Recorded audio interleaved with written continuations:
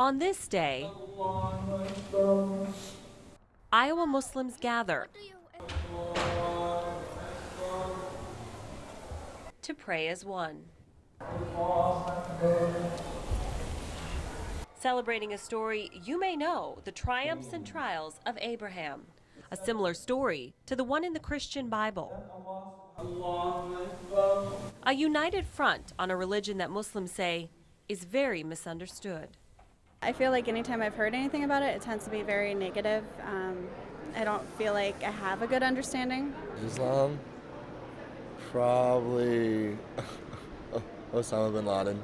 Well, I can understand that people think Islam is associated with terrorism. There are thousands of Muslims in eastern Iowa, 5,000 in the Waterloo Cedar Falls area alone. They come from all over the world, and many were born here. From America, from, say, the Middle East, from Pakistan, from Thailand, from China, you name it.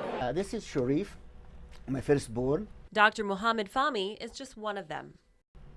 Iowa is a great place to raise family. He has worked as a professor at the University of Northern Iowa for 30 years and is an active member of the Muslim community. Islam, from its meaning, from the word Islam, comes from salam. Salam is shalom, and that is peace. But peace is not a word many associate with the religion. Dr. Fahmy believes that images of violence, terrorism, and hatred have fueled a shift of what Islam really is and what Muslims believe.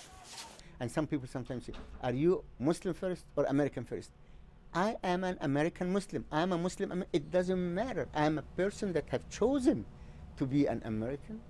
I live in this country. I defend this country. Iowa Muslims say one of the biggest misconceptions is about the role of women, veiled and kept away from the public eye. The portrayal I kind of seem to feel like I get about it is that they don't have their own rights. They can't do anything. If you had to guess, why would you say they wear that veil? Because isn't it like supposed to protect them from like the men? I don't know. But these two Iowa Muslim women, I came here as a young bride 37 years ago. say you have it all wrong.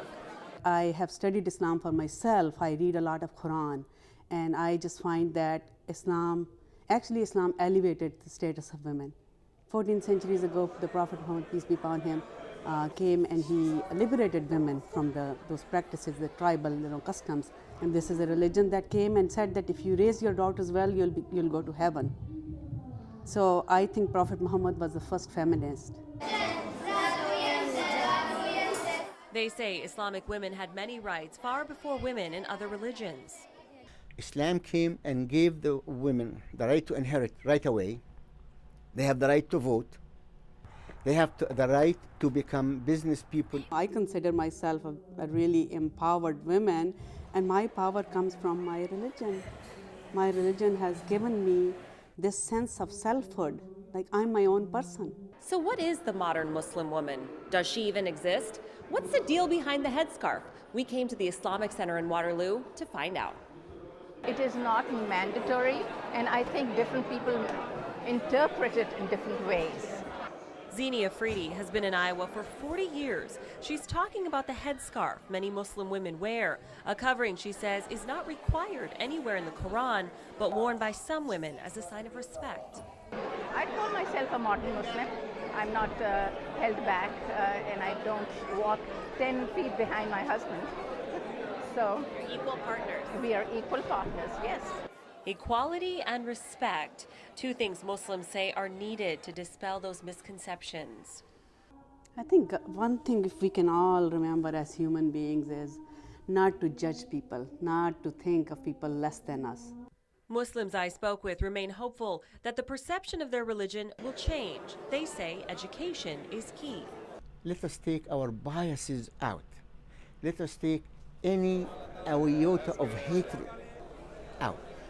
I accept people that do not believe in Islam, but they shouldn't hate it. After all, says Dr. Fahmy, our religions and beliefs may vary. Our outlook on things may look a little different, but in the end, we are all one. I'm Natasha Chugtai, KWWL News.